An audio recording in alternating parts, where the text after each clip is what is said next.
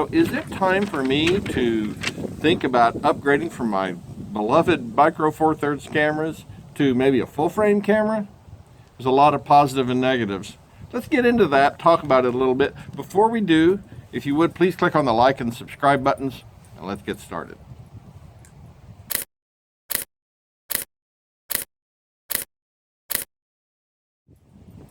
Hey, thanks for joining me today. It is a bit windy out this morning, so you'll see my hair kind of going crazy, and I think the audio will probably be okay mostly, but if there is a little wind noise, I do apologize. It's Oklahoma, and it's decided to be windy. It's also, you'll notice I'm wearing a light jacket. I probably actually should have worn a little bit warmer one. It's actually kind of cold.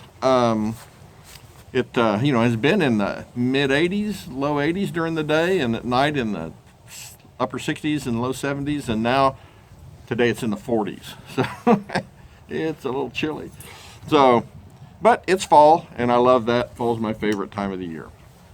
So I've been thinking lately, should I be thinking about getting a full frame camera? I love Micro Four Thirds. I love all the benefits of Micro Four Thirds, and we're going to talk about kind of a benefit, good versus bad kind of comparison. But there's just a lot of great things I love about Micro Four Thirds, and so I really am kind of hard pressed to say I want to leave it. But I've been thinking, what are the advantages? What would I benefit from if I were to switch to Micro Four Thirds? And I think it's a question that, whether you're purchasing your first set of, digital cameras and you're trying to decide, or maybe you've already got a crop sensor camera, a Micro Four Thirds or APS-C, and you're thinking, should I go to full frame? The answers are a little bit different for everybody, but these are my answers for me. They may not work exactly for you, but this is kind of, when I started studying it, this is kind of where I ended up. So let's get started. The first thing I thought about, what are the benefits, or what would be the benefits for me to go to full frame? Now, when I say for me, I think that's important, obviously for me, but it might be different for you. If you're a professional wedding photographer or something like that really demands super high image quality, or maybe you're shooting stuff that you need to be able to print exhibition grade size prints, then maybe a landscape photographer, something like that, then it's going to be important, maybe the extra image quality. But we're going to talk about image quality too. So there's image quality. That's small sensor, big sensor. You got more pixels, you got bigger pixels. Image quality is a consideration. Low light performance is another consideration, and for me, not as much of a consideration. I don't really shoot that much low light stuff, and when I haven't had any real problems. I mean, I did a video a while back about using this EP5 with this 20mm f1.7 Panasonic lens inside a museum where the light was very low. Didn't have any trouble there. So, okay, low light performance, maybe for some people that do a lot of nighttime photography, it's a thing. It's probably not a thing for me. Less noise. Bigger sensor means less noise. Is that a benefit for me? Haven't really had noise issues with Micro Four Thirds. Now again, maybe depending on what you shoot and the ISOs you want to be able to shoot at, maybe that's an issue. If you like to shoot at really high ISOs, or if you need to, then maybe the noise is an issue, and so you want to think about that. For me, I haven't had noise issues. Increased dynamic range. And there's some debate about whether you really gain a substantial amount of dynamic range by going to a larger sensor. I think arguably you could say there is an increase in dynamic range by going to a larger sensor. I don't think that's really to be debated. But is it important to me? Again, we're talking about what works for me. And, I'm an old film photographer, and dynamic range was measured in a very small number of stops with film. You had, even with black and white negative film, you got 2 stops overexposure, 1 stop underexposure. That's your dynamic range. You don't have much. So coming from that world, needing a lot of dynamic range is kind of not in my mental, toolbox.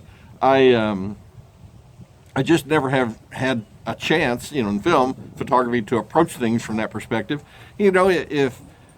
If I wanted to start really trying to push the limits of dynamic range and what you can pull from an image, maybe that's a consideration. But for me, again, we're back to what works for me.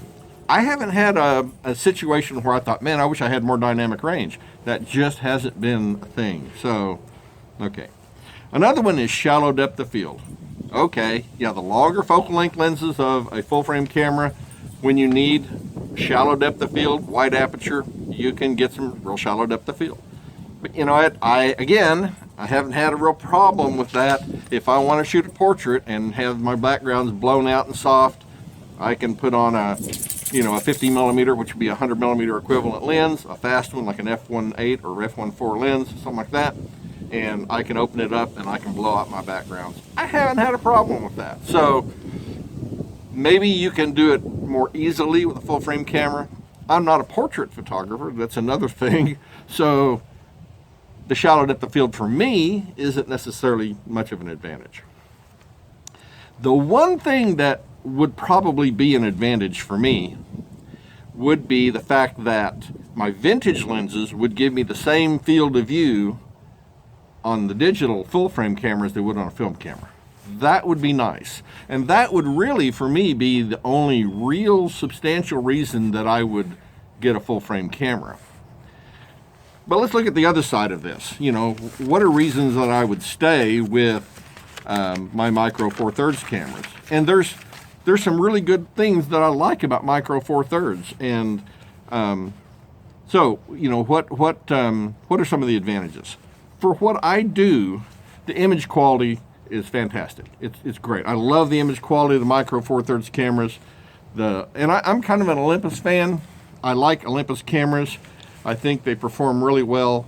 And I am more of a still photographer than a videographer. I think if I did more, I make YouTube videos, I know. But if I was really into video, I probably would think about Panasonic, because I do think they do a better job. I think they've focused more on video capability with some of their cameras than maybe Olympus has in the past. I think OM Digital Solutions is maybe evening that playing field up a little bit, but anyway, I like the Olympus cameras. I think the image quality is great. For what I do, most of my pictures are, they're ending up on social media. They're ending up in reasonably sized prints. I mean, 11 by 14s and 16 by 20s are about the biggest prints I make, and they look great. And so I just don't really have, a need for the increased image quality that you would get from a full frame sensor. And, I'm not making exhibition grade, or poster sized prints. Although I've seen people make YouTube videos about how you can do that Micro Four Thirds, and it looks fine. I guess if I ever needed to make a big print, I'd find out. But for me, my greatest usage just doesn't include that. So the other thing is, I love Olympus's color science. I don't know that I have seen better color science from anybody's cameras. I mean, there's other cameras do a great job. I'm not picking on anyone else's equipment, but I love the color science that Olympus delivers. The other thing, and this kind of ends up in image quality, is their image stabilization. The image stabilization from Olympus is just fantastic. 5 stops. In other words, I can handhold this camera at a 5 stops slower shutter speed than I would be able to without image stabilization at all. Now, no other companies have image stabilization, and a full frame camera can have it also. But keep this in mind.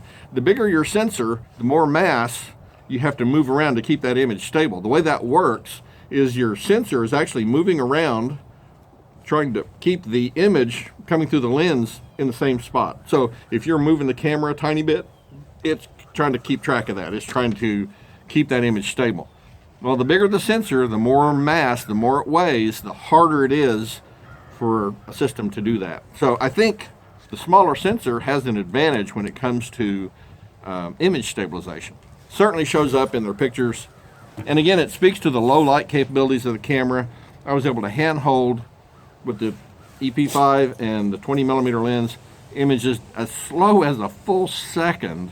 Now, I might have myself braced against something, but without a tripod, handhold a full second exposures with a 20 millimeter lens. That's amazing. I mean, you certainly never could do that with a film camera. The other thing is size and weight. I mean, I don't think it goes without saying Olympus and all the Micro Four Thirds cameras are compact, they're lighter in weight, the lenses are smaller, I mean, even telephoto or zoom lenses are very compact and lightweight, and even their pro lenses that are a little bit bigger and heavier and faster, they're still much smaller than the lenses for a full frame camera. So you can carry more equipment in a smaller bag. You know, it's just less weight to carry around. I'm really fond of that size and weight. I'm an old Leica rangefinder photographer from film days, and I love the size of these cameras. They are very close to some of those rangefinder cameras, and I just like that size, and it works for me. Now, if I were if I was, you know, a wedding photographer or a photographer, a portrait photographer, where maybe the customer kind of would demand me using a bigger camera, then, you know, if you show up with a Micro Four Thirds cameras, there are some customers who happen to own a DSLR at home or something, and they would look at your smaller camera and go, wait a minute, are you shooting my wedding with that? You know, they wouldn't maybe understand that the camera can deliver the image quality. So sometimes it's as much about making the customer happy with appearances as anything else. But, you know, if I needed the additional size, then, you know, obviously would you want to do that? If that's your business, then that's what you need to do. I'm a hobbyist. This is all for fun, and I don't need to impress anyone with the camera equipment I'm carrying around. So for me, the smaller size is just a lot easier to deal with. And that's especially important if you're doing things like wildlife photography, bird photography, you know, even sports photography where you're using a lot of long lenses. The smaller size of the Olympus optics and the cameras, I think, would be a real advantage. And I think you see that. I think Olympus is, a lot of their thrust in their marketing is toward the wildlife and bird photography and those kind of areas. The other thing I like about the Olympus cameras is the quality. I mean, the bodies are solidly made, metal, a lot of metal on them instead of plastic. I mean, yeah, there's lots of plastic on cameras these days, but the frame is I think, a magnesium alloy. They're just solidly built. They have a great solid feel. The build quality on these is just fantastic. I love the control layouts, and they're just easy to use. You know, everything's just where you want it to be. I don't know. The build quality on these, to me, is a real important thing. The other thing that's real important is ease of use. These cameras have just amazing layouts in terms of the controls. Open my lens up here. So I'm going to turn on what's called the super control panel on this. See if I can make the camera show it. The super control panel gives you everything in one display. By pressing one button, I can bring up the super control panel, and from here I can set ISO, white balance, image. Sometimes if I'm shooting pictures for a thumbnail for a video, I need a 16:9 format. I can change that. I can change from color to black and white. I can change ISO. Just everything is in that one control panel. Very easy to access, very easy to use. Now, some Olympus cameras, the super control panel is not the default setting. You have to actually go find it and turn it on.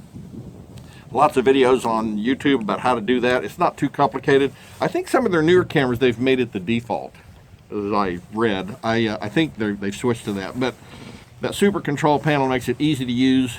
Every one of the controls on this, the dials, the buttons, I can program. I can program what each dial does and what direction it changes, how it, whether it increases or decreases to the right or left. I can program just about every button on here to do exactly what I want it to do. And I program all my cameras so they function the same, very similarly, so that every one of them I pick up, they just kind of work the same way. The last thing is cost. The cost of the Micro Four Thirds systems, I think, is lower than what you would, pay for with a full frame system. The quality is just, lower. So, there's a lot of benefits, I think, to using Micro Four Thirds. I think that it's really a system that is, for me as a hobbyist, it fulfills all my needs. It does it affordably, and it's economical, delivers the performance I need, and I just don't really see a reason to switch to something else. So here's the thing though, if I found a really fantastic deal on a full frame camera and could buy that and not have to get rid of my Micro Four Thirds, I might do that to play with it. Definitely not, saying that would never happen, but for the most part, I think I'm going to stick with my Micro Four Thirds. Well, that's kind of, I think, where I'm at with the whole Micro Four Thirds thing. Versus full frame. It's not a versus thing. I recognize the differences, but for me, the Micro Four Thirds is the right system. It might not be for you. Maybe you need the advantages of a full frame system, but I'm very fond of what I get out of Micro Four Thirds, and so I think that's where I'm going to stay. Anyway, I sure appreciate you joining me today. If you have any thoughts or comments, please don't hesitate to leave me a comment. And as always, thanks for watching.